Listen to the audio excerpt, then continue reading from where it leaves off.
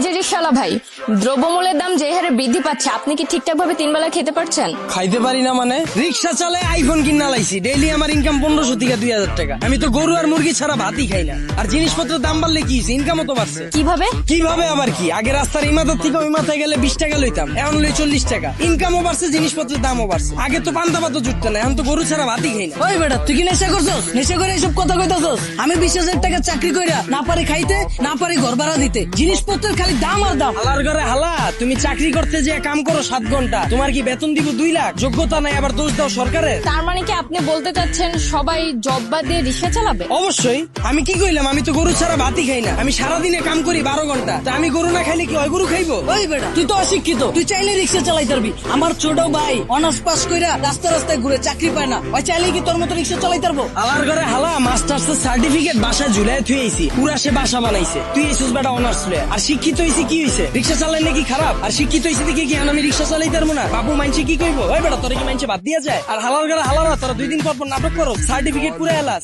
Honours masters pass করছস টাল্টিবেল্টি করে, চাকরি পাবি কইতে? যারা পাওয়ার হেরা পায়, এরা নিজেরা ওইভাবে তৈরি করে। তোরা 10 লাখ বেকার ঘুরো স্কিল লিগা, সরকারের দোষ দা স্কিল লিগা। তোরা যখন বুঝছস যে তগরে দিয়া পড়ালে হইব না, করতে গেছিস কে জোর কইরা? ও বুঝছি, সার্টিফিকেটের লেগা না? বিয়ার সময় যেন কইতে পারো যে আমি গ্রাজুয়েট, আমি ইঞ্জিনিয়ার, আমি শিক্ষিত। বন্ডামি বাদ দিয়া তোর বাইরে রিক্সা লয়ে বেরিতে। তার মানে আপনি কি বলতে চাচ্ছেন, আপনি নিজেও অনার্স মাস্টার্স কমপ্লিট করছেন, কিন্তু নিজেকে ওইভাবে তৈরি করতে পারেননি, যার কারণে আপনার জব হয়নি? হ্যাঁ অবশ্যই, মিছা কথা কমুকে। আমি নিজের ওইভাবে তৈরি করিনি, আমি জবও পাইনি, আমি রিক্সা চালাই না শুরু করছি। আর এই যে 10 লাখ বেকার ঘুরতেছে, একটাও কি বুকে হাত দিয়ে কইতে পারবো নিজে সর্বোচ্চ চেষ্টা করছে? আর এই যে 10 লাখ বেকার ঘুরতেছে, একটা বুকে হাত দিয়ে কইতে পারবো নিজে করে ওইভাবে তৈরি করছে, নিজে করে সর্বোচ্চ চেষ্টাটা করছে, তাও চাকরি পায় নাই? সারা রাত খেলছে কার্ড, সারাদিন গার্লফ্রেন্ডের সময় দিছে, ওরা চাকরি পাইবো কইতে? যারা পাওয়ার হেরা পায়। আর গ্রাজুয়েশন কমপ্লিট করছিস ভালো কথা, বইয়ের রিস্কে ব্যবসা কর, উদ্যোক্তা হ, ঝুঁকি ল, হাজার মানুষের লেগে রাস্তা খোল, এসব বন্ডামি বাদ দে। কিন্তু বাংলাদেশের মতো এরকম গরিব দেশে দ্রব্যমূল্যের দাম বাড়াটা কি স্বাভাবিক? ভাই খারাপ। এই দেশ গরিব দেশ কেটা কইছে আপনাদের? এই দেশে 150,000 কোটি টাকার সিগারেটই বিক্রি হয়। বিশ্বের ভিতরে 5 নাম্বার বিড়িখোর বাংলাদেশ।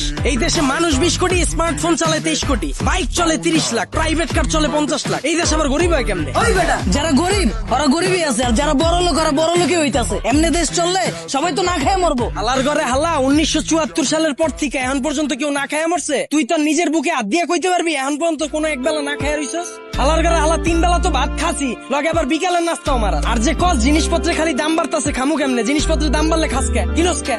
বুঝে আমারে? তাহলে কি আপনি বলতে চাচ্ছেন সাধারণ মানুষ না খেয়ে থাকবে? এনে আপনি আবার সাধারণ মানুষ কই পেলেন? এনে তো সবাই অসাধারণ। আমরা সবাই বাংলাদেশি, আমরা সবাই এক। একটা জিনিসের যদি দাম বাড়ে, আমরা যদি এটা খাওয়া বা ব্যবহার করা বন্ধ করে দিই, দেখি ব্যবসায়ীরা কার কাছে বেচে। যখনই আমরা খবর পাই কালকে থেকে পেঁয়াজের কেজি 20 টাকা বেড়ে যাবো, ওই দিনে যাই আমরা দোকানে ভিড় করে লাই। তো দোকানদাররা তো আমরা বুঝেই দিতাছি, পেঁয়াজের কেজি 20 টাকা হোক আর 2 লাখ টাকা হোক, আমরা কিনা খামুই। যেটা মার্কেটে চাহিদা বেশি থাকবে ওটার দাম তো বাড়বেই। আমরা যদি সিদ্ধান্ত লই আমরা খামু না, ব্যবসায়ীরা বেচবো কার কাছে? আর পৃথিবীর যখন জন্ম হয়েছিল তখন কি এত খাওয়ান দাওয়া ছিল? তখন কি এত বার্গার ছিল, পিজা ছিল? তখন কি মুরগির কালাবুনা ছিল? কে মানুষ শাক পাতা খায় বাচ্চা রইছে না? আর সরকারের দোষ দিয়ে লাভ কি? আমরা জনগণ নিজেরাই তো চুতিয়া। একটা জিনিসের দাম বাড়লে আমরা ফ্রিজ ভরা শুরু করে দিই, ফ্রিজ ভরা বন্ধ করলে এমনি সবকিছু ঠিক হয়ে যাবে। আপনারা অনেকে জানেন গত 10-15 দিন আগেও আমার পেজে শুধুমাত্র 2500 ফলোয়ার ছিল।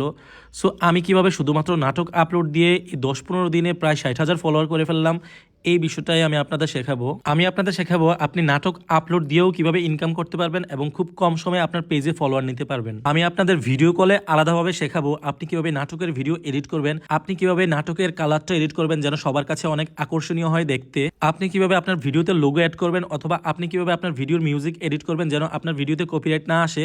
এই সকল কিছু জানতে আমাকে ইনবক্স করুন। অবশ্যই এটা পেড সার্ভিস।